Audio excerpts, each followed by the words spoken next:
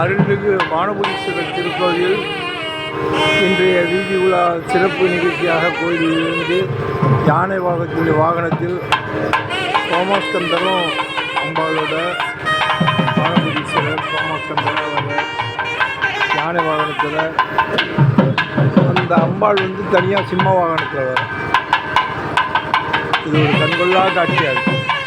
ரொம்ப அற்புதமான காட்சி.